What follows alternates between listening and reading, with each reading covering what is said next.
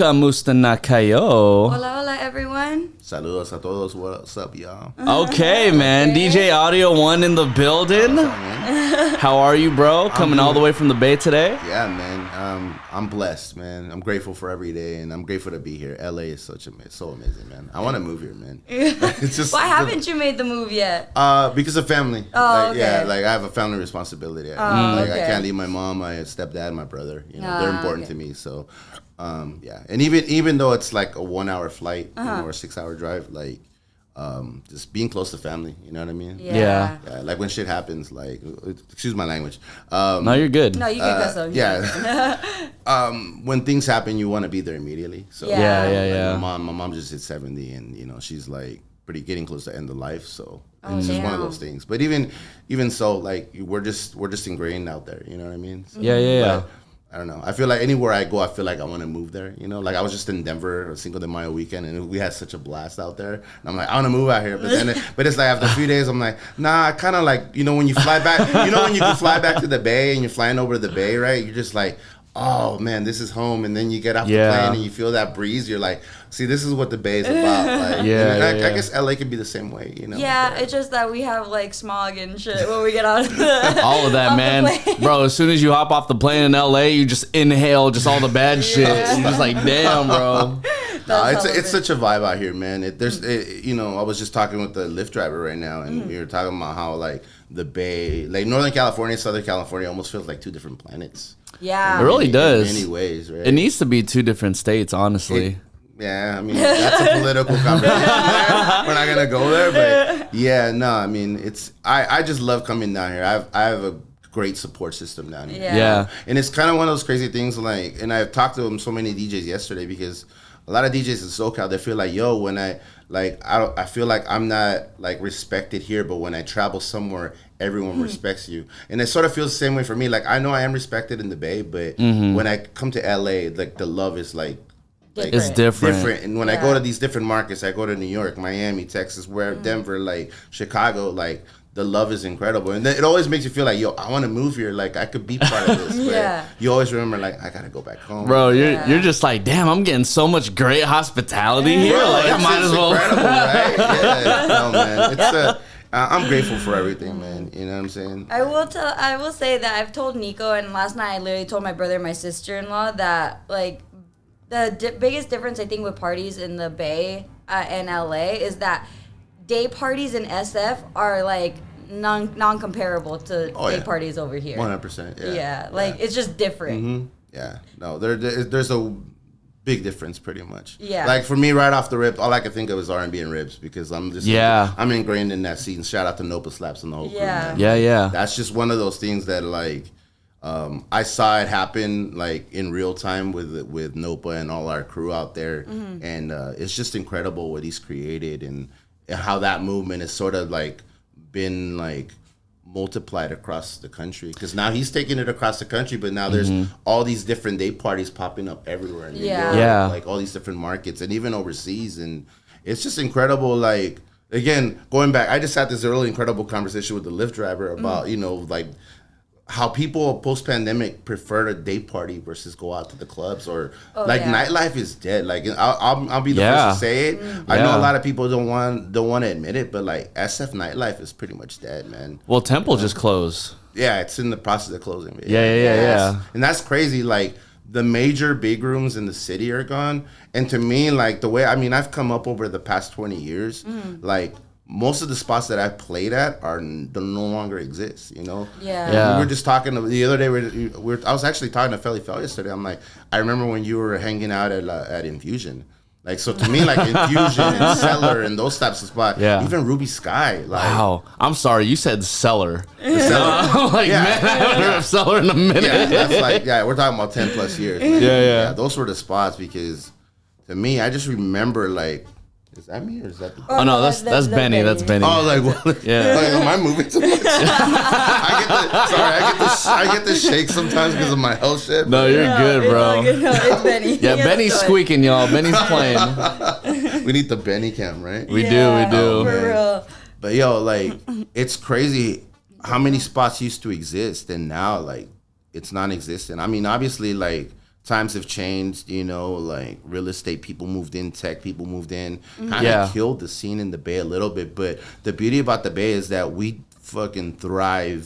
We just make shit happen wherever, even if it. Yeah. Unfortunately, like Yeah. even like a spot like Beauty Bar, which unfortunately just closed recently. Like Beauty bar closed. yeah, They had the best wings. Well, they had very cheap wings that were good. right. But you know, in the Bay, like we just make it happen wherever it is. If it's a small spot, a big spot, whatever, it could be anywhere. It could be, you know, like I play at Del Mar over in the marina. Like we make it crack out there. You know Yeah, what I mean? yeah. But wherever it is, like in the Bay, we just find the way to thrive, and I think that's the way the culture is in the Bay. Like whether it's DJing, whether it's hip hop, whatever. Like even our hip hop culture in the Bay, like. We have everything from like, you know, Soul's Mischief and Hyro to like E40, Mac Dre, Thiz and all that, you know, that whole thing. And then you have Pilo and that whole movement. Like we find a way to make it happen. And it's crazy when people from out of town come in and they experience it. They're like, okay, this makes sense now. Yeah. You know, because people are like to us, like Blow the Whistle is a classic. But when people from out of town come in and they actually experience it at a party, they're like, okay, I see why this is a classic. Yeah. I see Yeah. why Tell Me When to Go is a classic. Yeah. I see why like Keisha Cole Love is a classic, and that's a big classic. You know what I mean? You know, it's crazy because you know, so I didn't start DJing until I moved to LA. Okay. So when I was back there, you know, I didn't get to like DJ those type of like Bay Area parties, right? And it wasn't until I moved out here, you know, I started DJing and I'm like, okay, I know for a fact I can't play Bay Area music just because like it's a regional thing. Right. And the funny thing is when I did go back to the Bay Area, me growing up, I would always go to parties and hear Bay Area music. Right. Then when I went back to DJ, I'm just like, wow, it's kind of weird that like a lot of the stuff that I used to function to, or even just like Bay Area music, is kind of like non-existent in these clubs anymore Right. because there's so many tech people who took over, because there's so many like transplants who just like came into the Bay Area. And I'm just like, it's so weird to be back home and not be able to play the music that we grew up on. And it just like smack like it used to. Right. And you know, like granted, there are a couple parties that I can do that at, but for the most part, it's like, it won't work. Right. Yeah. I think the pandemic helped a lot of the Babe movement too, you know, because we exposed it to the world. Yeah. You know, especially on Twitch. I mean, we all basically met through Twitch and stuff. And, you know, years later, we're still rocking on Twitch. And I think that helped expose what we were doing, you know, because a lot of people were not aware. They're like, play some bass shit. Like, okay. And we did it, you know, and it was fun, you know, but yeah, it's incredible, man. I mean, that's kind of one of many reasons why, like, I feel like I would miss that. You know what I mean? Yeah, yeah. But the beauty now is that it's being accepted everywhere. The West Coast sound is being accepted everywhere. I mean, That's true. yeah. It like, is. like right now, I mean, Kendrick's ringing off even in Toronto, bro. That's Yeah. Yeah, that's bro. Like, that's like the best shit ever. Like, When they're it's like- like universally like loved, you're just like, okay, this is the best thing ever. and Yeah. we're not gonna get into the whole Kendrick Drake thing, but like, Yeah. like, yo, just let the West Coast breathe, man. Like, Yeah. let's have this Yeah. moment. You know what I mean? Yeah, man. I mean, shoot, I played it twice last night within 2 same- yeah, hours. within So 2 I was like, fuck it, whatever. It went up Yeah, both times. I think every DJ yesterday played it. You're Not Down. So and different Bro. versions of it. So that's Different good. version, like Yeah, what, a there's house version? No, they do have house versions, but they have some new like.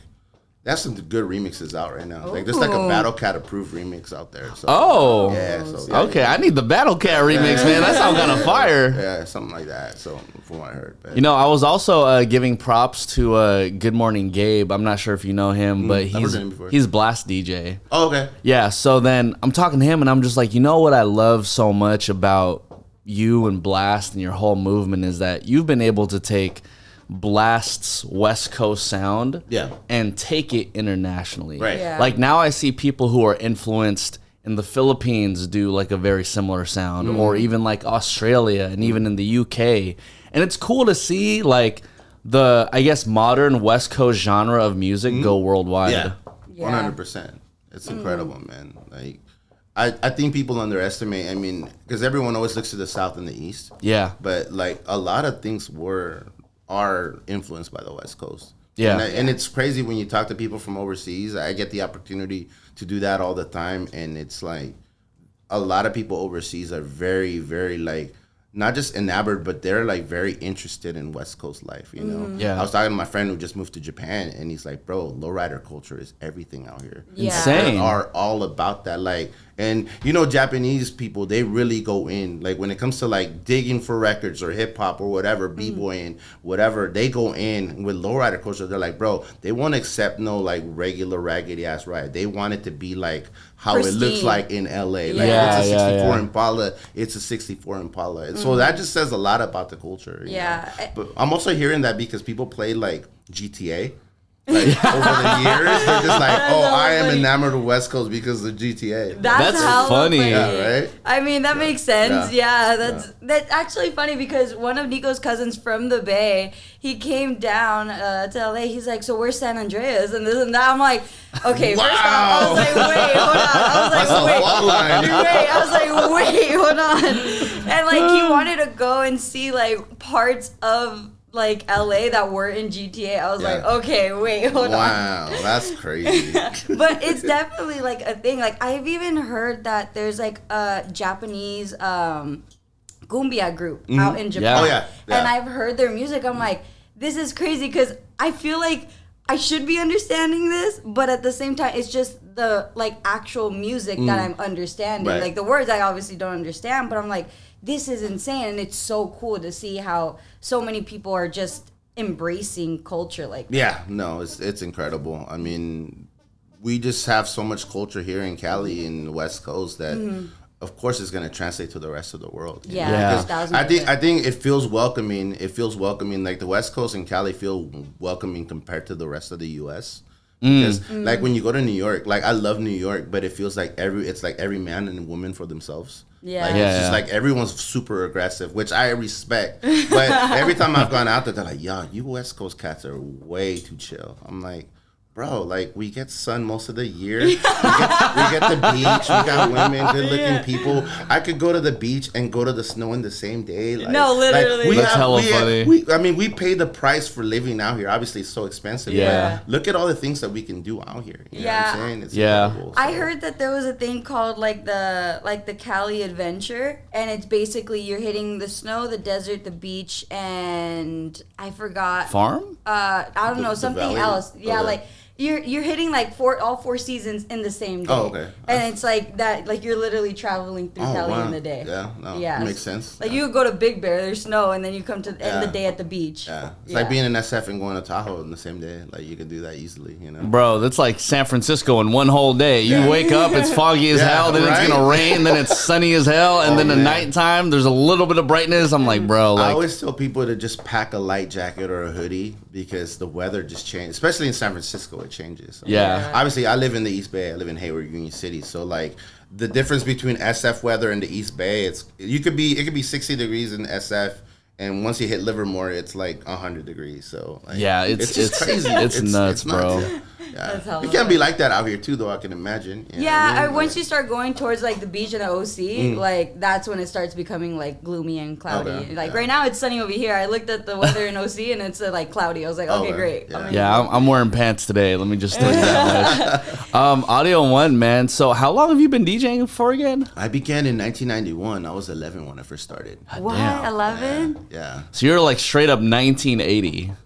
That's your birth year. My birthday year is 79. I'm late. Oh 79. shit! Okay. I'm Scorpio too. So I was like, I'm a Scorpio oh, too. there you go. Yeah. Period. Yeah, yeah. So, but like, what triggered that like want to be a DJ at 11? Honestly, what it was is I was fascinated by music. Thankfully, my mother and father, they played all kinds of music, especially Latin music. And, you know, my dad's from Mexico, my mom's from El Salvador. So that's like a mixture of cultures, you know what I'm saying? And even though they're very similar, they're very different as well, Right. musically as well. You know? They weren't beefing, right? You know, it's crazy because a lot of my family does live in LA, and there's always been this whole disparity between Mexicans and Salvadorans. We're all Yeah. the same, man. You know what Yeah. I'm saying? Yeah, It's yeah. like, and it's like, I also hear the same thing about Filipinos. Like, there's from different parts of the Philippines, right? Yeah, Like, yeah, like yeah. If they're from one part, like Visayan or wherever, like they're like from Cebu or wherever. Yeah. like- Oh yeah. Basically, yeah. if you're like Tagalog, like Manila, there's like beef with like Visayan and like Cebu, and I'm just like, oh, I didn't know this existed Yeah, until like no, a couple years I ago. learned that over the years. Yeah, Like, oh, I'm not. Yeah. But really, what it was is just my house was just a melting pot of music. My parents were also into funk, into disco. Like my house, we grew up listening to War. We would listen to Chicago, the Eagles. The Hell Eagles yeah. were like incredible. And then Michael Jackson, Prince, all of that stuff. And then, you know, as a kid, I got introduced to like rock, and then I got introduced to hip hop. And then it just was one of those things where I was always listening to the radio. And I remember there was always like an hour a day or an hour a week where the music would be nonstop. And that always fascinated. Like, how are they doing this?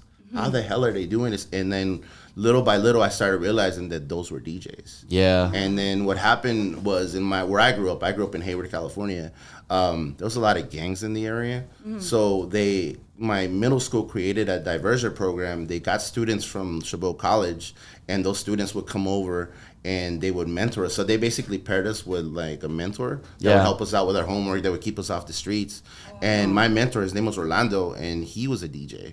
And so it was basically like the perfect person to ask, yo, can you tell me about this DJ stuff? And he broke it all down, and it was just like, it was very influential. And then he did an assembly, like a lunchtime thing, and he brought out his turntables, and I just finally got to see it. He's like, hey man, come over here.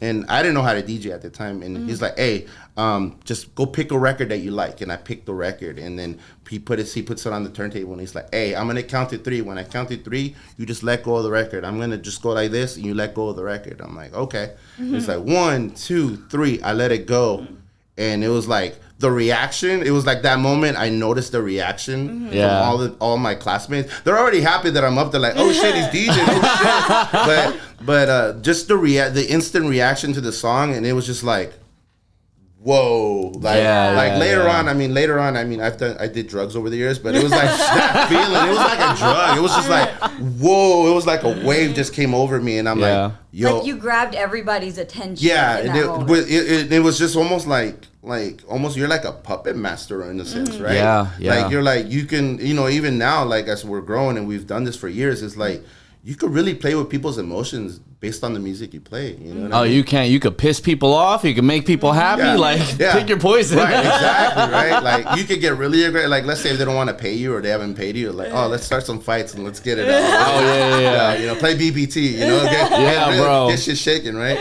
But yeah, no, it was just like incredible for me, and from that moment forward, I'm fascinated. I really want to do this. And obviously I started like little by little picking up equipment, and I was buying records. I just started buying records, just things that like I felt like at some point I'm gonna put into play. Hey, I gotta ask you this question, right? Because you've been DJing for 20 fucking years. I've been DJing over 30 years. Okay, 30, shit. Almost 34 years. Yeah. Oh damn. Hey man, congratulations, because I hope to do that. You know what I'm saying? You're a lifer, man. Here's the thing about being a DJ. It's like being in a gang. Once you're in for life. And people always they like DJs quit all the time. Yeah. Right. Like as soon as the new controller comes out, they're back. Oh, bro. Right. That's how you. Vato Locos for life. Gear, bro. Also, I was gonna say, right? So you've been DJing for 34 years, right? I've been DJing for 7 years. I got hella shit, and I always think about like, man, I wonder how much fucking money I've spent over these 7 years on DJ equipment. For your 34 years of DJing, how much money do you feel like you've spent on DJ equipment? Way too much, man. Especially you know the funny thing. I'll say this much: it's a lot of money. But here's the thing: back in the day, it was really just the Technics 1200s and having a mixer. Yeah. You really, it wasn't like today when a new mixer comes out, you would buy it. You would just buy a solid mixer, and that was what you did for like years. You know what I'm saying? Really, the cost back then was really like records.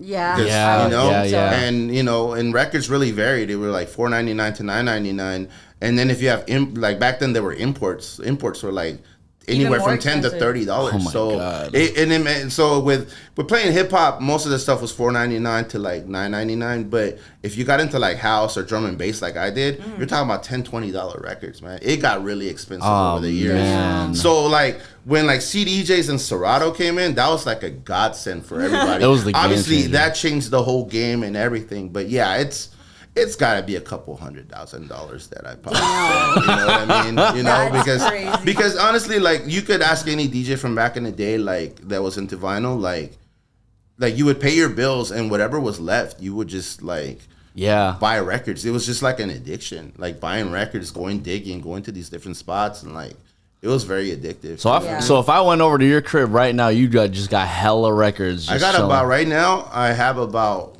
probably 1,500, 2,000 records oh left. Oh my gosh! At the most, when I was married, I had about 15,000, 20,000. It was we had 15 to 20,000. Yeah. My ex-wife hated me because the whole garage was just records. So, yeah. Oh my god! Oh, Jackie's dad would love to see your freaking garage, man. No, like he got so much. He has so many. My mom literally gets so annoyed at my dad when she sees like mail come in and it's just a square. He's a DJ? Well, he's like a music enthusiast. Oh, okay, like he loves music, and like. When I started dating Nico and he found out he was a DJ, he like really like asked Nico hella questions. Yeah. And back then my dad his friends were DJs and like he would go to parties, help out his friends and carry their crates for them. But yeah, my dad is super into music and so luckily enough, he just asked Nico hella questions about DJing. Yeah. He'll be DJing on like his iPad, and he's like, "Yeah, Nico, check out this program." I'm like, "Man, I have no clue what this program is, man." I'm DJ, No, it's incredible, man, and it's crazy in the past few years, especially like post-pandemic forward, like. Vinyl has come back in a major way. Everything, like every show you go to, there's like vinyl for everything now. It's crazy. Yeah, well, vinyl's become more of like just part of merchandise for like an artist now, and I love it because you know back when I can't even say when you and I were growing up, but like you know when I was like buying CDs in the early 2000s, right? Like. I always felt a connection to the artist, right? Because I bought their CD. Right. I remember the first CD I bought. It was like Linkin Park. It was like Reanimation or Meteors. Wow. Yeah, and early 2000s. Yeah, bro. Yeah. And like since then, I've just loved Linkin Park. Yeah. Reanimation was a great album, and then the remix album had Exhibit on it. Like everybody was on it. Oh my gosh, that brings back a lot of memories. 2000s was the time that I was coming up in the club. So the early 90s, I spent a lot of time practicing. But then I started doing like house parties. We did sorority parties like at Cal State Hayward, which is Cal State East Bay now. And then I got involved in the rave scene. So like I started doing house, drum and bass. Oh shoot. So I've been playing drum and bass for a long time. So I did that for years till like about 2002, 2003. My buddy Greg J, he was part of Crooklyn Clan back in the day. So Yeah. So he basically pulled me out of the raves and it's like, yo, we got to start doing these clubs, man, because now the stuff that we've been doing, what people don't understand about the San Francisco Bay Area is that we have the term open format now, right? Which is basically the ability of playing multiple genres. To us in the Bay, that was like, and in Cali in general, we all grew up playing multiple genres. You know what I mean? Yeah. I know in the 80s and 90s, you were like, if you were a disco DJ or a hip hop DJ, a house DJ, but to many of us, if we were rocking parties, we had to have a crate of everything. So we had our Latin crate, we had our house crate, we had our freestyle crate. I mean, obviously freestyle has always been big out here. Oh, yeah. And it still is. Like if you go on Twitch on any day, it's always freestyle, right? Like every day, right? Yeah. Like family parties on a Saturday, it's like freestyle. Right, like, yeah. I mean, yesterday, like, You're Not Down, like every time a freestyle song come out, like literally the whole crowd is singing word for word. And Going nuts. that's a Cali only thing that I could think. Yeah. But we've been open format. I recently I've been hating the term open format, and I started thinking about I just remember there was a time in the 2000s, like mid to late 2000s, where of course the clubs wanted hip hop, and this is gonna sound controversial, but the clubs wanted hip hop in the club, but they didn't want to advertise hip hop. So I feel like they came up with the term open format as a way to disguise. Like, hey, this might be played. Yeah, exactly. And so lately, I've been more. Instead, when people ask me like, "Are you an open format DJ?" I'm like, "No, I just play what I love." Like, I love that. So I was even thinking about getting it, like, because I was thinking like, "Fuck a format," like, fuck a format, something like that. Like, but it's literally like that, like, because I get that question a lot, like, because I've been doing more corporate events, like high-end weddings and like those types of private events, and so it's like, what do you play? Because people have like a niche or something, and to me, like, I just play what I love. Yeah. You know? Like, and it's funny, like trying to explain to a client too, like what open format is, right? Because if you go on YouTube right now, which is super popping for YouTube mix or DJ mixes right now, like for the times I've put open format, it doesn't work because the average person doesn't know what that even means. Yeah, no, it's this.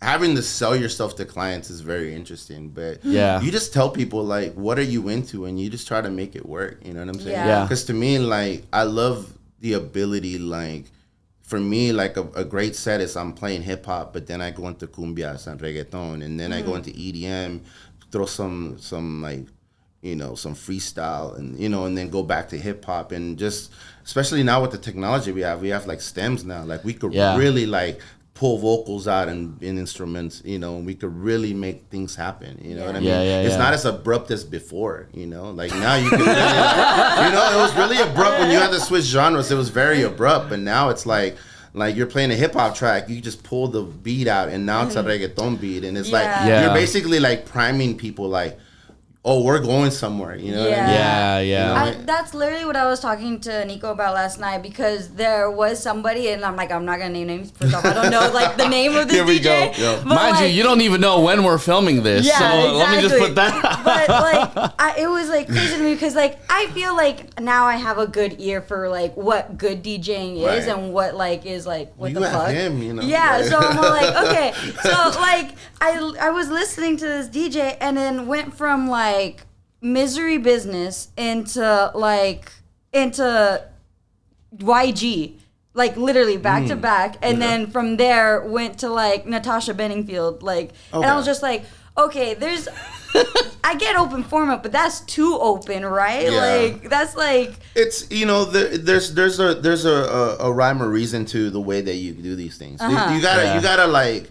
It isn't like planning, but just having a strategy, just like everything in life, you know what I'm saying? You gotta like find ways to like for me, I love playing like Miley Cyrus in the mix, but to me, it's like, I'm not just gonna drop it in. I gotta like lead up to it. Like every record's gotta lead up to it. So, and like in my, like how I teach in the school, in the city, like I tell people, like I told my students that you gotta have like an entrance strategy and an exit strategy. So like if you mix a record and it doesn't work, you got something to back it up. Just in case. And if it works, cool, then you just keep adding to it. So there's a strategy to a lot of this, and some DJs work that way, some of them just freestyle it. And it is what it is. Sometimes people just like that could have just been a vibe, and to some people it could have been fun, and to some people it's jarring as shit. To me, I just try to like make things incremental where like it makes sense. Okay, I see why you did this. See, I told you that shit last night too when we were driving. I was like, the shit needs to make sense. I have this method that, and I don't know if you see it this way, but I call it like a sandwich method. Okay. So the sandwich method is basically like, I will have like a very familiar song, and then I'll maybe have a song that's not too familiar. Okay. And then I'll play a song that is familiar again, just to keep the listener enticed. But all of them kind of have to be within the same like mood or genre, right? So if I'm playing a song like, I don't know, You Don't Have to Call by Usher, then I can play like a little bit of a newer R&B song that kind of makes sense into another more familiar R&B record, so that people are like not too lost in the sauce of like, I don't know what the fuck this guy is playing. You know what I'm saying? Yeah, it's I think as DJs, we tend to experiment, and we just have to be mindful of the audience sometimes. You know what I mean? Because it is easy to get people lost. You know what I'm saying? Now, I have this funny. I went on Threads last night because my friend posted. I'm not gonna put her on blast, but you can see this here. It says DJs with free range open format, bruh. It needs to be cohesive. No particular direction, my guy. You lost me at 16 minutes and counting. That was her message, right? So I replied to her. I said, I'm sorry, but I love Phil Collins and Philip Bailey mixed with Peso Pluma. There you go. So I was kind of trolling her, but at the same time, like I kind of would do that, but I would try to find a creative way of putting it together. And you know what's cool about that too is that like, because it's in a creative way, and for you, like it's obviously in a more like tasteful and meaningful way, because it just, I mean, I've heard you play before, so you do everything very like tactical, right? Like it won't sound random, you know what I mean? It's not gonna sound like a train wreck or like, what the fuck is this guy doing? But it's more so like, Oh yeah, like I never thought that I would hear these two songs together, but it makes sense. Yeah, 100%. It's fun experiment, man, and it's just like. But I think a lot of people like to experiment live. I think you kind of have, and that could really be. It could either be really good or really bad, and I tend to see the bad side over the good side. But like that's the beauty about what we did on Twitch during the pandemic. Yeah. We got to experiment and got the real time like feedback. Because I remember especially summer 2020, we were really wilding on Twitch, right? Yeah. And so I would play like a beat. I'm like, what should we? I would tell my audience, what should we mash up? And my friends were really big on Nickelback. So I'm like, so Nickelback, okay. So, and then one of my buddies, Chris G, I love him, he's one of my close homies. He was like, bro, try playing Tupac with Nickelback, make it happen. And I'm like, all right, let's give it a go. And it did it. And it was like an incredible moment for us there. It's been on my Bandcamp for like 4 years, probably one of my biggest selling mashups ever. Oh, like, shoot. Okay. Like $2. Like, it's just, but it was just one of those things, like, bro, like, because people don't expect that. They don't expect, like, it's like All About You. Yeah. But then all of a sudden you hear Nickelback coming in instead. It's wild. That sounds wild. Like, I'll send it to you. You'll trip because it's like, it sounds trippy, but then you're like, oh, you know what? This sounds kind of hard. So it was like, I think in the pandemic, a lot of people, not just us on Twitch, but like, a lot of DJs started DJing during the pandemic, right? Yeah. Because we were all at home. We had all this time. And a lot of people just got around to experimenting. That's why we have these scenes that we have now, Yeah. But, and I feel like with all this experimentation, especially on the internet, comes with a lot of like promotion of oneself, right? So like, we'll see a lot of like Instagram or TikTok videos of like the most random mashups. Sometimes the shit is cool. Yeah. Other times I'm like, you could have kept that to yourself, my guy, right? But then, I've noticed that there's a topic going around right now, and I believe it was my boy Sush. He had like tweeted this the other day, and he was like, I was just at a DJ set, and the DJ literally played like 5 or 6 like TikTok like DJ transitions like in a row. Oh. And so I feel like what's coming with like the promotion of all these like either random mashups or whatever you see on the internet, like, there's a lot of people, which back in the day was like, you're swagger jacking, like, yo, like that was really my shit. Like, what are your thoughts on like what's happening right now? Because there's just so much information and there's so many transitions just going left and right and everywhere. So many remixes. The way that I look at it is that no idea is original anymore. Yeah. And we just gotta leave it that way, man. Because I see a lot of people always like I'll give you a few examples, like Chris Villa. Anytime Chris Villa does something, everybody's gonna jack that shit. Yeah. And there's been big DJs that have jacked them before and they didn't credit them, but at least people know where it come from. Another example, another friend of mine, Spider Tech. His R&B and rip set from like 22, everybody's jacked every routine from that one. Four Color Zach, his routines have been jacked. Jay Espinosa's, these guys are good and incredible when everybody's taking bits and pieces of what they do and turn it into their own. Now, back in the day, it would have been swagger jacking. It would have been you not being original. But we live in different times now. I don't advocate you jacking somebody's shit. I always say, like, get the influence and turn it into your own flavor. You know what I'm saying? Yeah. Because, like, literally everyone's playing the same thing. We're all downloading the same songs from the same record pools, the same sites. What are you doing to make a difference? Like, what are you doing to sound unique? And I think for us, making our own edits, making our own remixes, making our own production, that makes you stand out. You know what I'm saying? Yeah. And the presentation of it all as well. It's crazy you mentioned Four Color Zach, because I remember booking him at this club back in San Francisco a couple years ago.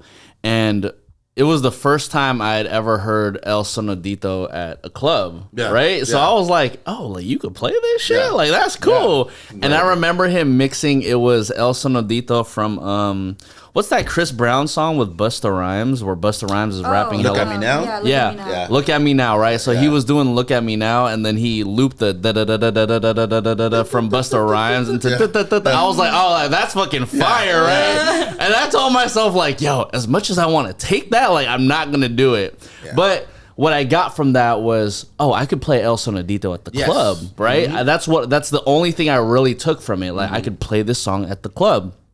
And so literally, as you were saying, I took that idea, I remixed it into my own, and then I do this thing where it's like El Sonadito into Kiss Me Through the Phone by Soulja Boy, where it's like, there you go. You know what I mean? So like, for me, I'm like, okay, I'm doing exactly what it is. I get influenced by someone who I know is like better than me or someone who I look up to. And I'm just going to make it my own and see how much more of that influence it can really like help my own DJing. Right.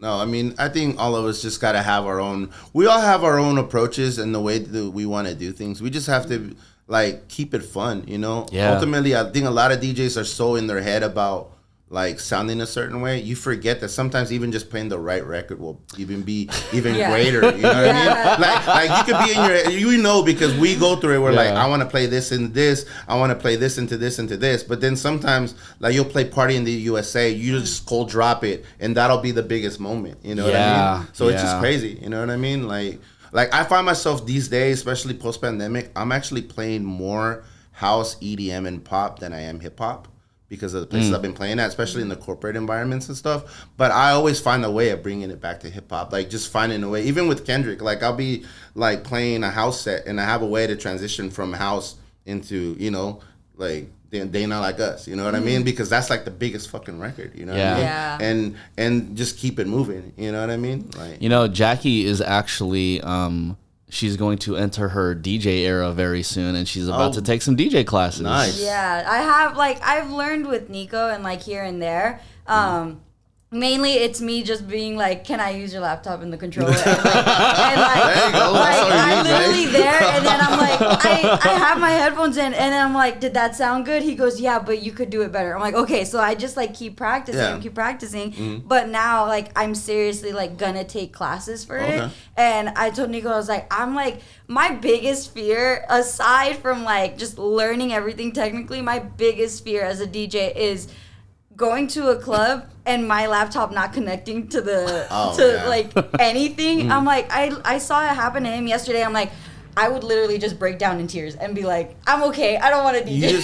Really what it comes down to is wherever you learn from is basically like just being prepared. You know what I mean? Yeah. I still find that a lot of DJs today, even professionals, even vets, are not prepared. Like people just kind of like, they don't prepare ahead of time. Like the beauty about the products that we have now is that you can make sure you have the right drivers and all of this stuff. You know what I mean?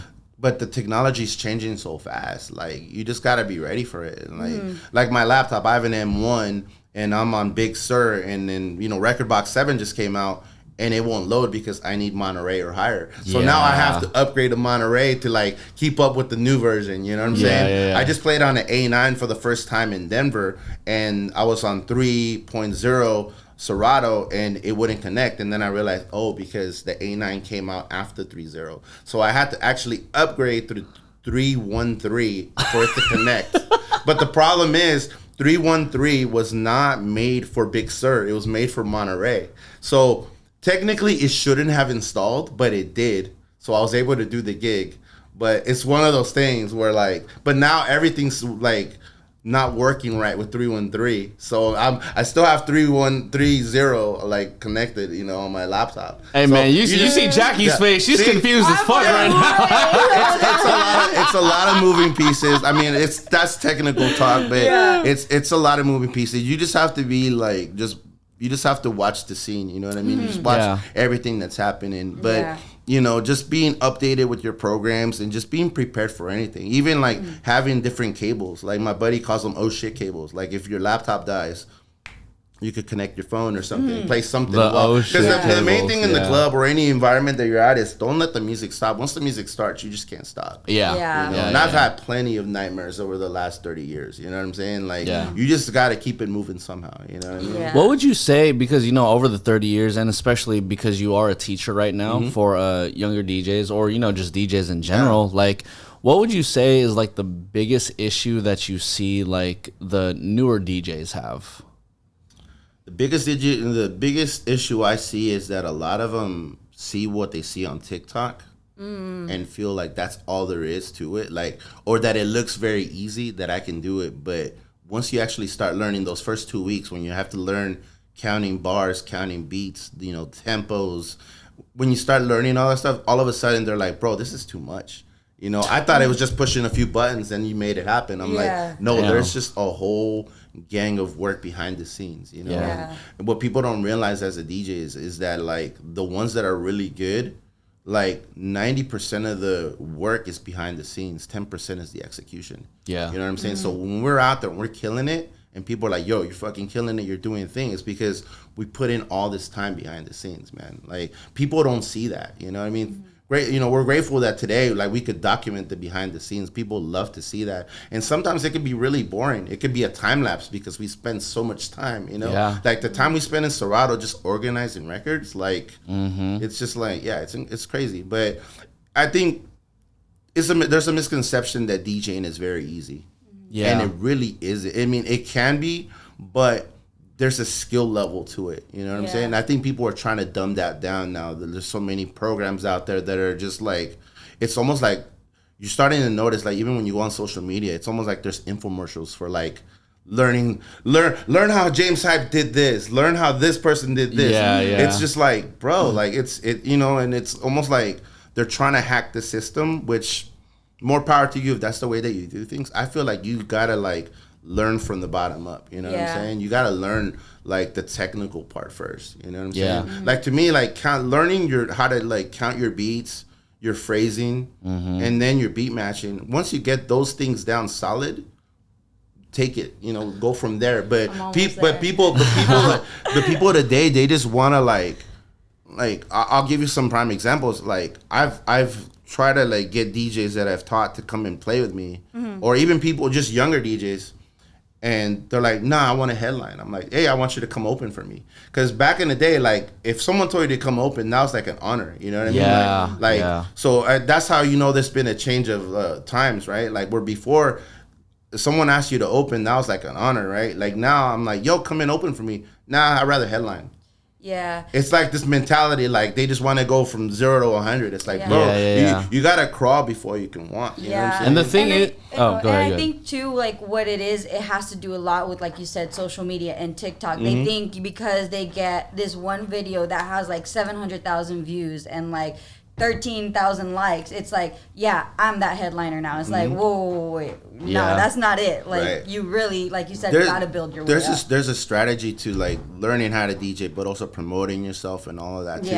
I was just having a conversation recently with my brother. My brother is a tech YouTuber. He's his channel has like 150,000 like subscribers. Like, he's legit, and he also works for vidIQ, so he teaches people how to, like, YouTube. So I'll holler, have him holler at you guys. Well, why don't you shout up his YouTube? Oh yeah, it's El Jefe Reviews on YouTube. Check him out, man. He's super awesome. My brother, man, my younger brother. But the conversations that we were having was about how everyone's trying to go viral, right? Like, everyone, like, as DJs, we know every DJ wants to go viral, have that one moment, right? But it's like, okay, you go viral, what's next? Yeah. So it's like, you got to have a strategy in place. Like, if you do go viral, then what do you do with that moment? How do you capitalize on it? No one ever thinks about that. It's just, most people just feel like they're just going to get lucky. They recorded something and, like, there's millions of views on it. Okay, how do you capitalize on it? Do you have a game plan? But that's, like, in life in general. And even in this career, we have to strategize every single thing. A couple ways to answer your question on how to capitalize on moments like that. I mean, I check for it all the time, and I actually just made an adjustment, like, not too long ago, because I had to take a break from social media over the past couple of months. But as of recently, rather, I've been able to, like, pick back up. And one really big thing that I was keen on was, like, okay, make sure your website is up, and then make sure that you have an official, like, booking email. I think that just, like, officializes just everything, really, because I think it's one thing to just have a super viral video, and then it's like, okay, now I don't know what to do anymore. Like, am I going to get any bookings or not? And, your DMs could get flooded, but then that just gets a little bit messy. But, bro, ever since I put, like, an email in my bio, it's been fucking solid. I'm like, the wedding inquiries are a lot more organized. And, like, I think one issue that I see, especially with, like, the younger DJs, not younger, newer DJs, is that they don't treat it as a business. Right. At some point, it is fun, right? And I love every single part of it. Not every single part, but I do love it, right? Yeah. But like at some point in time, like when you do take this seriously, like how are you going to capitalize this passion and make it into a business? That is the biggest issue I see. Right. Because I think a lot of it is like very clout driven, especially when you see like, you know, TikTok or Instagram DJs with like 90,000 followers, 100,000, 200, 300,000. It's like, oh yeah, I want to be able to do that too. I want fucking clout. I want people to comment on my shit, but it's not about that. And some you people know? like want to just be the next or like Zed and like, but they don't want to get the work. Too Exactly. Either. The next like Alesso, and it's just like, oh well, yeah, I. It's like almost like they're entitled to be that headliner. Right. Yeah, it's entitlement's such a weird thing these days, but yeah. Give me a second here. I'm sorry. Yeah, no, It's good. Yeah. I mean, I was talking to my boy Anthony Midas. He does Cozy, right? Cozy, yeah. And I love what he's doing. And he was like, bro, like if DJing can buy me a house, that's how I know I've fulfilled everything that I could do when it comes to DJing. I'm like, thank you. Yeah. Like that's a really great mindset to have.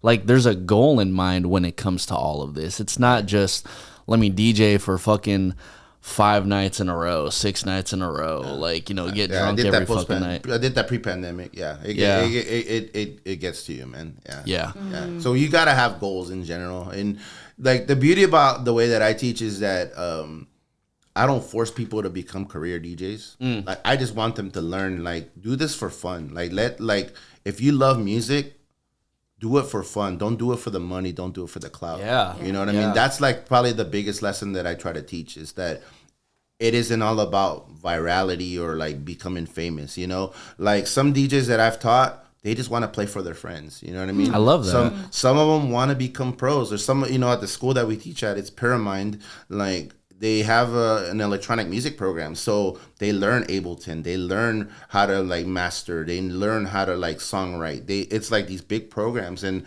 the DJ part is just one part of it, you know, especially for the electronic guys like and women, like they have to perform this music. You know what I mean? And in festivals, you know, a lot of them have to do DJ sets. So it's like, and it's funny, like I've had these funny interactions with the production students because most of them are not interested in DJing. So I had to kind of change my approach. Most of them don't care. I mean, they produce electronic, but they don't care.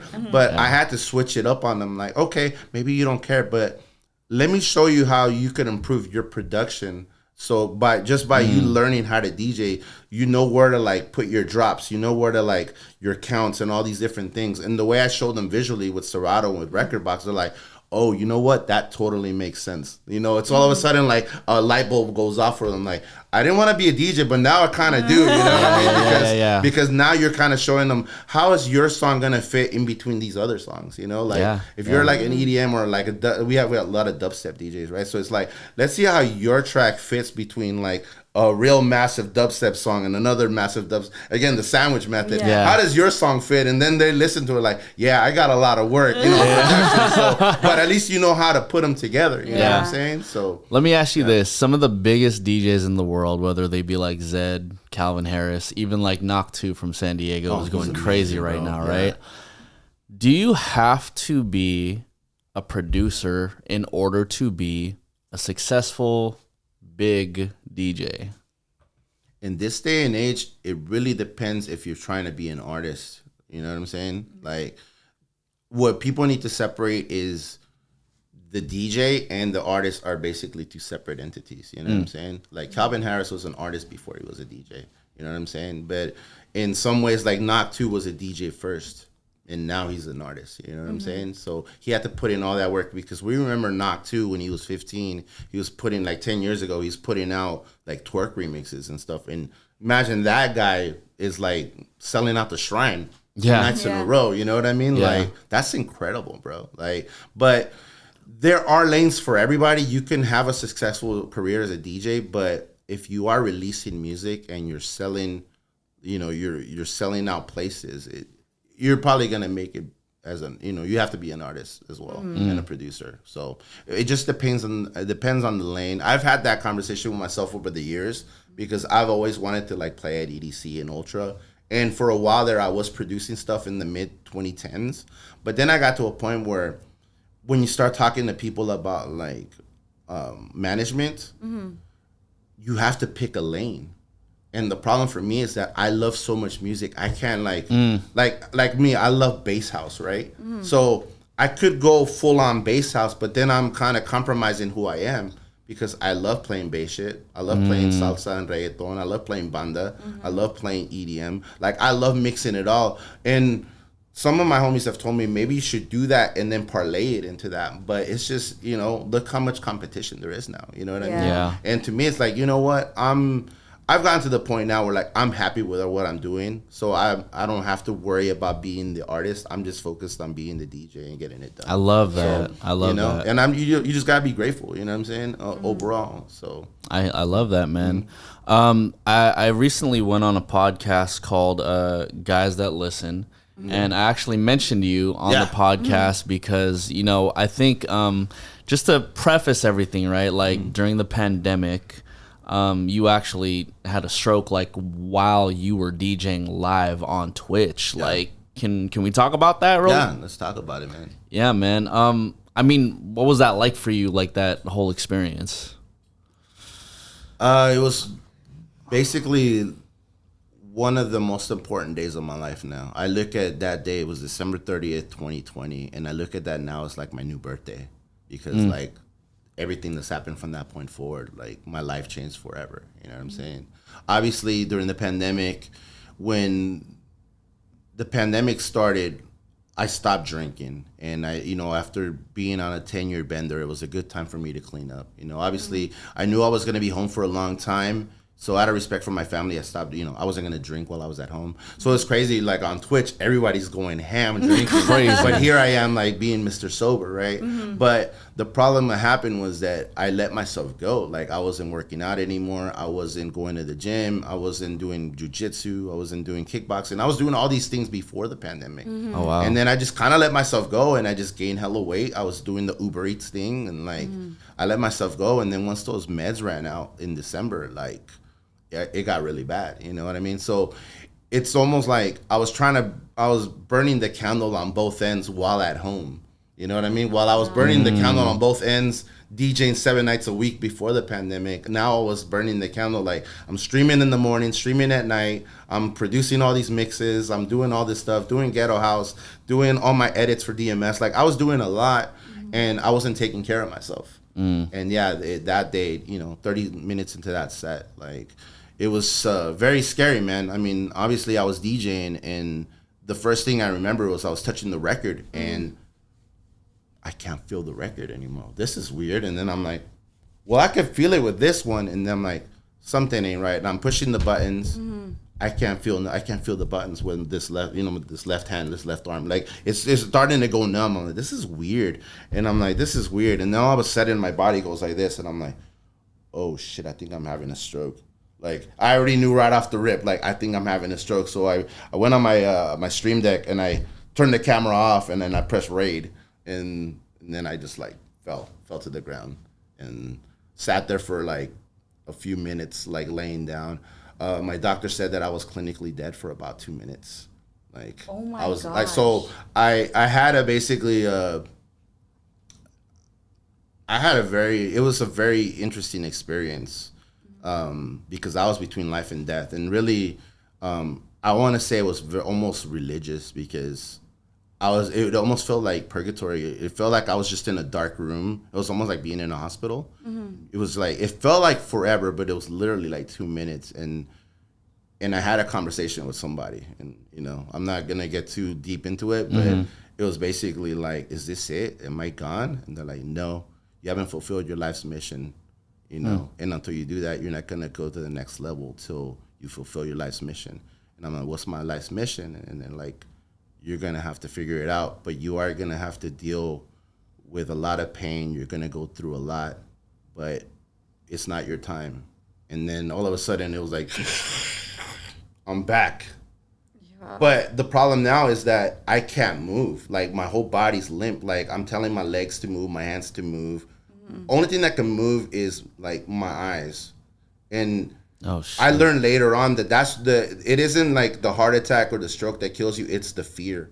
You know, like when you're in a car accident, sometimes it isn't the accident, it's the fear because like you're stuck, or like people that have been caught like in earthquakes, like where like the buildings pancake on them. Like it isn't the quake killed them, it's the fear. Like if you're compressed, you're gonna like the fear is gonna kill you. It isn't it's crazy how that works, and it's almost like that adrenaline and it's like so much that you're just like, oh my god, I don't know what to do.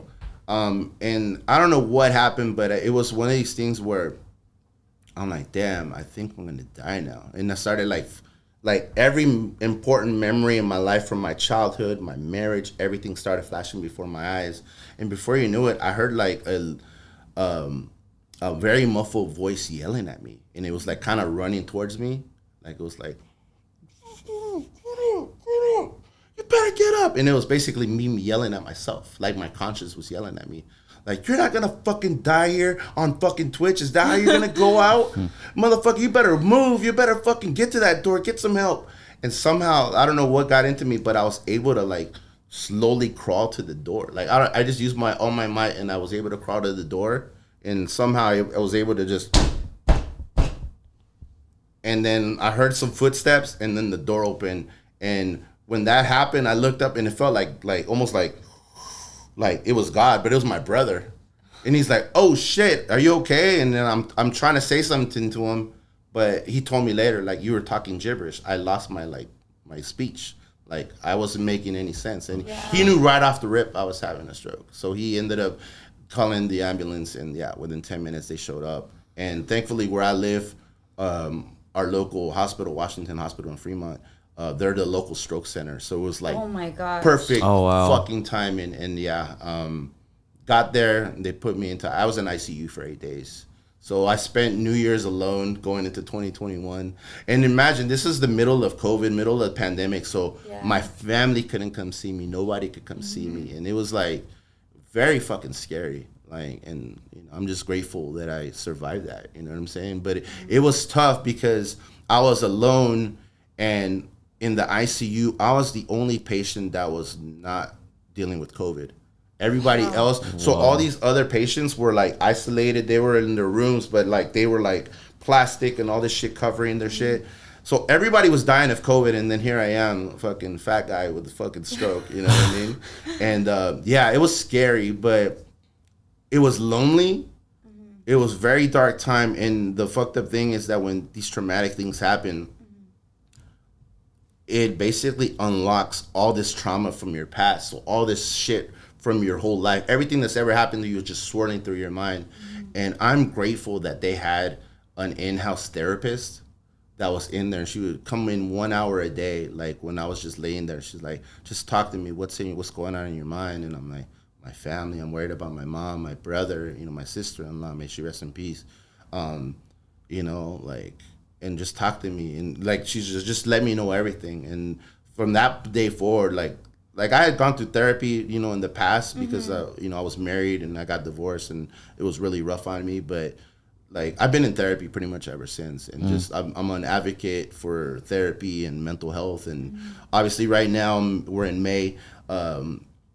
It's mental health therapy, you know, mental, you know, health awareness month, and it's also stroke awareness month. So for me, like, I feel like I'm an advocate for that. Like, I've survived this shit, and like, I can speak from the heart about it, you know, because I've lived it. And I implore everybody to just, you know, just take better care of your health, take care of your mental as well. And even when we had that conversation about like stopping to drink, you know, slowing down, you know, there's people out there that will preach and will be like, fuck drinking, fuck this, fuck that. I'm like, do whatever you want to do in life. You're an adult. You know exactly what you're doing. You know what I'm saying? When people have drama and they say, well, you know, they said this and that, I'm like, look, you're an adult. You said what you said and you meant it. Because you opened your mouth. Obviously, you could live to regret it later, but you say what you say. We know we're in control of everything. We just act like we're not. Like we don't. You know what I mean? So, what I tell people is like, because you know, in nightlife we're surrounded by people that do drugs, that drink.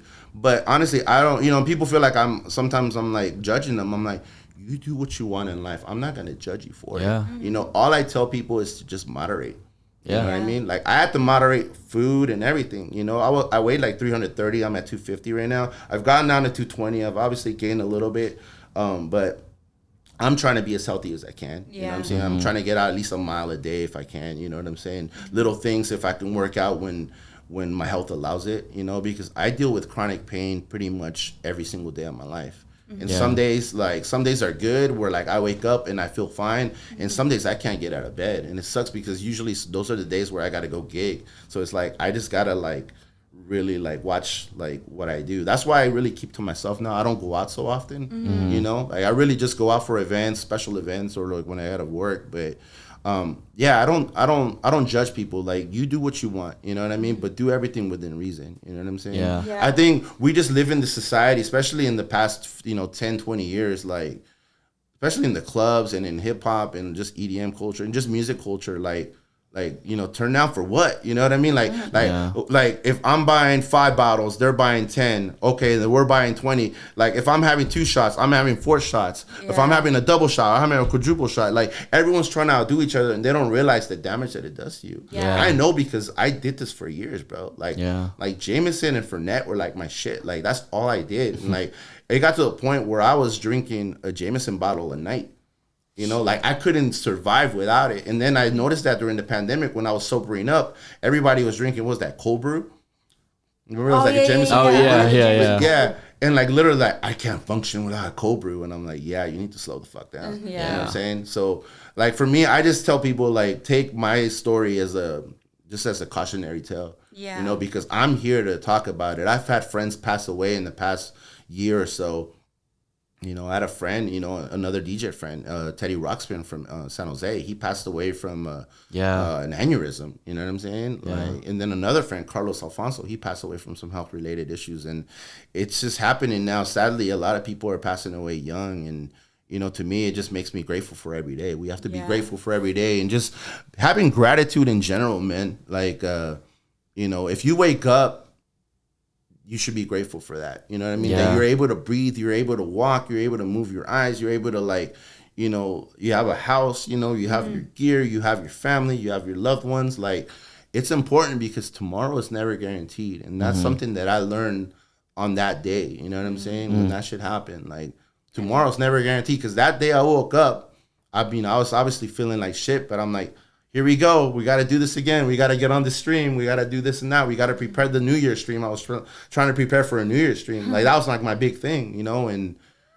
everything changed from that moment forward. You know? So I just live with gratitude, like gratitude first for everything, like that song, Gratitude is a Must, like literally, it's, that's my story pretty much when it comes to this. So, Well, first and foremost, we're glad that you're still here and that, you've taken the steps to, like, you said you go to therapy, you have, you're so much an advocate for mental health and for awareness of, like, stroke victims. Like, what would you say, I guess, is the biggest piece of advice for somebody who is going through that, or is like to be prepared for that, I guess you can say. For mental health? Yeah. I mean, obviously, the thing that sucks about the healthcare system is that it's so expensive. Yeah. But there's so many resources out there, the first thing is just being able to talk to somebody, find somebody that you can trust, that you could talk to, and then figure it out from there. And that could be tough because a lot of us like to, like, hold things in, you know what I'm saying? Yeah. Like, I'll give you a prime example. Like, I was in a relationship like over a year ago, and, we only dated for a year, and, like, my health, like, my mental health declined, like, once we broke up.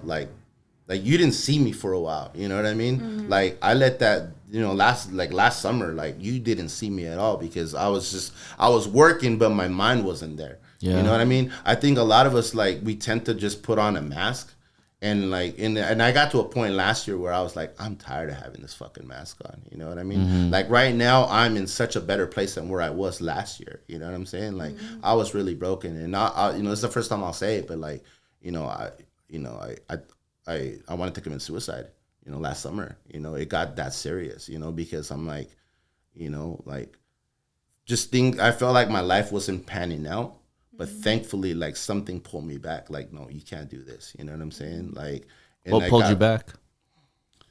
Just thinking about my mom and my brother, you know, like, damn, because I started thinking about it. I'm like, because a lot of people will say that like suicide is selfish, and in some ways it is, but you just don't know what people are going through. You know what I mean? Because people treat each other like shit, but you don't know exactly what they're going through. You know what I mean? Because I just remember I was DJing last summer, and people were like in my face about shit, and I'm just like, yeah, okay, no problem. You know, like I had this mask on, like, yeah, sure, I'll smile, but you don't know, like sometimes like the biggest smiles like hold like the most pain. You know what I'm saying? Yeah. Like people say that a lot, and I just remember like all last summer, you know, and up till like before my birth, like it was my birthday last year. I turned 44. And from that moment forward, I actually went to Atlanta, went to like this DJ convention. And like from that moment forward, like things sort of transpired for me. Like I just learned in therapy, I learned that like, you got to leave the past in the past. You know what I'm saying? A lot of us tend to hold the past against each other and even our own past. Like just because some bad shit happened to us, we're going to let it affect everything, you know? And there's this thing like, you can't enjoy the present. You can't work towards the present or future if you're letting the past like still live. You know what I'm saying? Yeah. Like we've all been through some crazy shit in our life, and you know we call it baggage, but we have to somehow figure it out. You know, and I think that's why a lot of people do drugs and they do alcohol, because it's easier to self-soothe, but that only makes things worse. You're basically throwing more gas to the fire. You know what I'm saying? And a lot of people are, honestly today, the biggest issue with humans is accountability. You know, a lot of people just don't want to be accountable for their actions or the things that I've done. For me, I've done bad shit in my life, and I'm accountable for all of it. You know what I mean? Like, if I've done somebody wrong, I'll try to make it right. But I've also learned that, like, when you reach out to somebody and they don't, like, reply, like, no response is a response. And you just got to let it be. You know what I mean? Yeah. So people will hold grudges for you with, you know, over some shit you did, when you could just have a 5-minute conversation. The crazy thing about this world is like, we have these mini computers like with us 24 hours a day, but people act like they can't reach out to you. Yeah. You know what I'm saying? Yeah. Like you, like it could be like you, but like, let's say if you guys get mad at each other, like y'all could talk about it, or y'all could just go, like she could go do her thing, you do your thing. It just takes like a conversation in person, or even a text like, yo, hey, I'm sorry, shit went sideways. Yeah. But people have so much pride and like just don't want to be accountable. Like, hey man, sometimes when you're pissed, like especially in a relationship, or even if you're like you know, like arguing with somebody, you'll say some out of pocket shit. It happens, but you have to own up to it. Yeah. And we just gotta learn to be accountable, and that's like a lesson that a lot of people don't ever like. You know, it's funny, like we're, you know, as adults, we're always judging teenagers, but the reality is, adults, we're just fucking grown teenagers because we literally act like teenagers. Yeah. We know this because we've been on Twitch for years. Twitch is like basically everyone acts like a fucking teenager on Twitch. It's a fucking lunch table, a digital lunch table. Literally, right? Like they have their lunch table, like they're doing this, they're doing this. Everyone's talking shit about each other, and you're kind of caught in the middle. Like, like yo, just be accountable for it. You know what I'm saying? Yeah. Like. Yeah, I think those are some of the biggest lessons I've taken over time, and that I've learned through therapy. Just you got to be accountable. You have to really just be mindful of everything. Being mindful of your energy too, man. You know what I mean? Like, I know a lot of people think that I'm stuck up, or they're like, I got to stick up my ass. But really, it's more like, I'm just being very careful about who I share my energy with. Yeah. It's very important. It's funny, bro, because like I remember it was just a couple years ago, especially when I moved to LA, everyone would always talk about like protect your energy, and I'd be like, man, y'all are on some fucking hippie shit right now. Like, what the fuck does this mean, right? Right? But then that was back then when I was like, I didn't know what that meant, right? But now that I'm a lot older and I have the responsibilities of rent, my car note, insurance, my girlfriend, my dog, my family back home in the Bay, her family over here too, nieces and nephews of like our siblings just popping left and right. I'm just like, okay, like, so when I go back home, I'm not going to go out and drink with my friends all the time because there's more things where I need to apply my energy for. Okay, I have to pay rent and my bills are just getting bigger and bigger and bigger. Right. And I want to continue doing what I love to do. So I need to hyper focus more. So going back to like the not drinking conversation, it's like I can afford to not drink because I have so many more responsibilities where I need to apply my energy to. And that it's not even an idea, just knowing that you need to apply your energy into things that deserve it on your priority list is one of the number one things that I've had to learn over the past couple of years.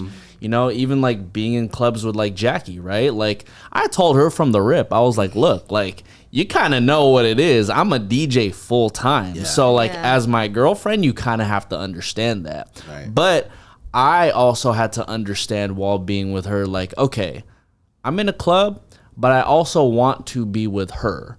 So what is the fine line between like, do I need to have like 20, 30 bitches behind me? No, I don't. I just need my girl behind me. Do I need to look like the party rocker guy like all the freaking time? No. I just want to do my job. And I want to do my job well.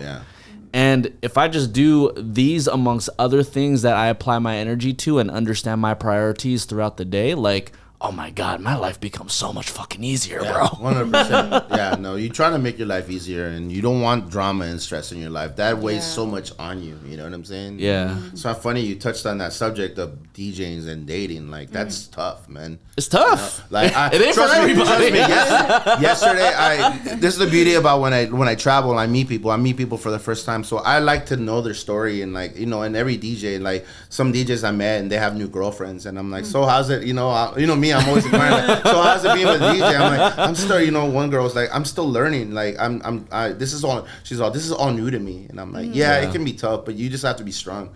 You know what I mean? Because it really depends on what type of DJ you are. But there's a misconception that we're all hoes. You know what I mean? You know, and like, I'm wholesome. You know what I mean? Wholesome. This guy. But yeah, trust me, man. It's tough, man. It's you know, like for me, like I've gotten to the point now, especially like, you know, past my last relationship. Like, if I'm gonna be by myself, like for a long time, then I'm good with it. You know what I'm saying? Because you know, me being a DJ basically destroyed my marriage. You know what I'm saying? Like, because, you know, for many different reasons. It's tough. You have to be a very strong person to be, because I also see this with our women DJ friends when they date men, and same thing. It's almost like the reverse. You know what I'm saying? I hear it from them, and it always shocks me. And they're like, oh no, these dudes are so jealous of all these other dudes. But like, you know, I have an example. I have a homegirl from the Bay. Like, she's a very popular DJ, and we're all in the same crew, and like, so it was her and like 20 dudes, and her dude was like, this was the infusion day, so like this dude was kind of getting huffy, you know, with all our homies, and then I had to pull him aside. I'm like, bro, she's like our sister, bro. Like, we wouldn't fucking touch her with a 10-foot pole. Like whatever you think is going on is just all in your mind. You need to be fucking strong. Like, the reality is most of us,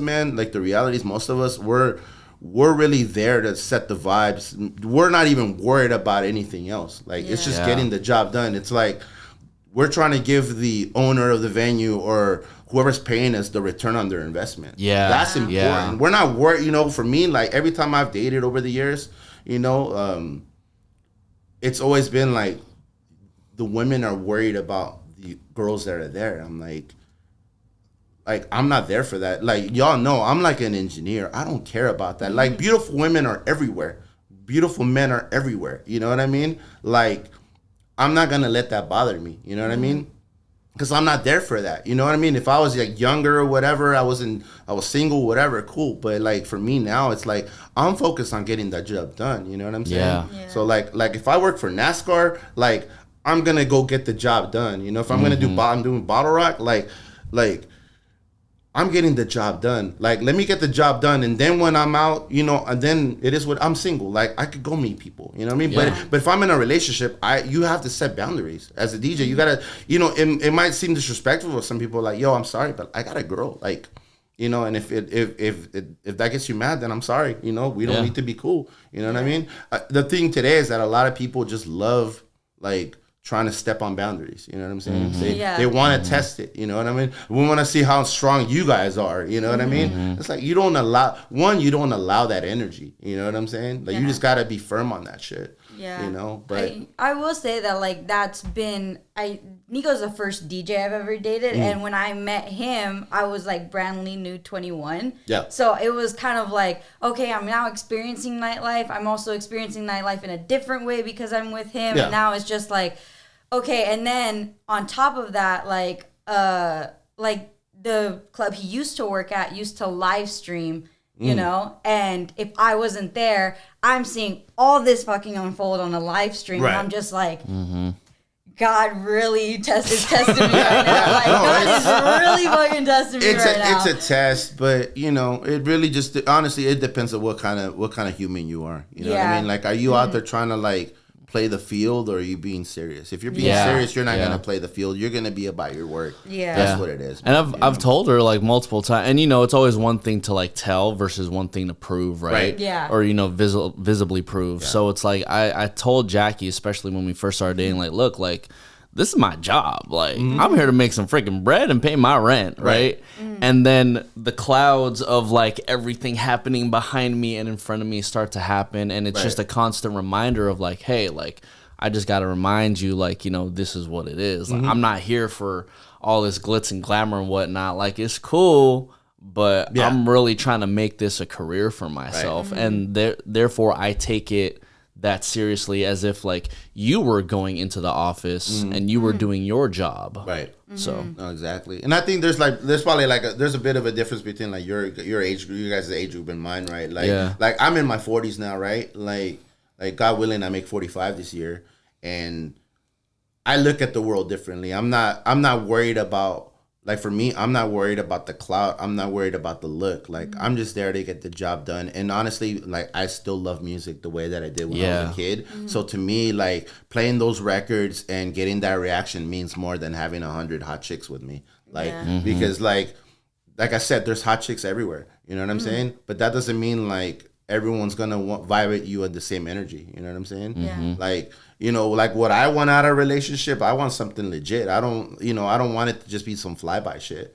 You know, that's why I really don't date too often. You know what I'm saying? Like, to me, like, if you date me, like, if we date, then you must have been somebody extraordinary. You know what I'm saying? Because I really don't have time to waste, you know, because we're getting pulled so many different directions, you know? Like, when we do these weddings, we're like, there's no time for the drama. Like, I'm sorry, but I gotta work. Like, I'm not about, you know, I don't like, you know, I try not to look at my phone. And when I date, it's like, listen, when I clock in, it's like I'm clocking in at work. Like, I'm not, oh, you have a problem with me? We will deal with that later. You know what I mean? Like, there's just none of this, you know what I mean? This back and forth shit. It's unprofessional. You know what I'm saying? Very similar. You guys are very similar. No, because we're about our business. You know what I mean? Amen, amen. Yeah. No. But it's dating in our culture. It's very interesting. Just dating in general today. I think just the expectations that people have of each other. You know what I mean? The expectations men have, the expectations women have, and I think people just have way too high expectations of people. Like, and you know, shoot for the skies, but like I always find that people that shoot too high sometimes, like, they just end up being lonely. You know what I'm saying? You know, because I see it, men want this, women want this, and it's like, you're just gonna be realistic. You got to be realistic. Exactly. Hey, Jackie gave me the pass the other day because she showed me like you can get rings at Costco. And so I was like, oh wait, how much does that cost? Because I'll get one right now. That's hella funny. Honestly, you know, when it comes to, honestly, I was married before, and honestly, like, we got some real cheap bands off of eBay. And, you know, because we were broke. I mean, this is a crazy thing. I got married at 22. So shit. Yeah, wow. She was 20. So like, it was very interesting. But even with those cheap bands, we were together for 14 years. You know what I'm saying? So it's like, some people spend a ton of money, and I know people are going to be in the comments and they're going to be like, nah, fuck all that. You know, you got to spend 30 grand or whatever. But it isn't about like what you spend. It's really the bond that you have with the person. You know what I'm Yeah, saying? no, Like, do you 1000%. guys complete each other? You know what I mean? Like, that's what really matters. You know. So, shit. I told Nico the other day, I was like, I'm cool with the moissanite ring. Like, you're totally fine. Like a fake diamond, no one's really gonna tell the difference. Right. It's like it's okay. and then you could upgrade later Yeah, too. You I'm know what I'm like, that's saying? totally Like, fine. Yeah. Like, I'd rather I'm saving you money right Hey, now. man. I'd rather get a moissanite ring so we could get a house instead. There you go. Like, See, there you go. The house should be the ring. Hey, Yeah, man. exactly. All I'm saying is send me the eBay link. I'm sick. And fuck Costco. Send me an Amazon link. and we can- That's hella funny. Oh, my God. Oh man, no. All right, man. Well, Audio One, where can everybody find you, man? DJ AUDIO1, DJ AUDIO #1 on all social media. So I'm heavy on Instagram, X, Twitter. Yeah, pretty much. You can find me on those two platforms. I mean, I'm on all platforms, but you know. Hey, and Threads. Your Threads is popping, man. Threads. Yeah, every so often I'll pop in there. SoundCloud, Mixcloud, everything at DJ AUDIO1, YouTube DJ AUDIO1. So, yeah, like Hell yeah. say hi. You know what I'm saying? My name is Nico Blitz. I'm Jackie Ramirez. AUDIO1. And we're out, everybody. Peace. Adios. Period.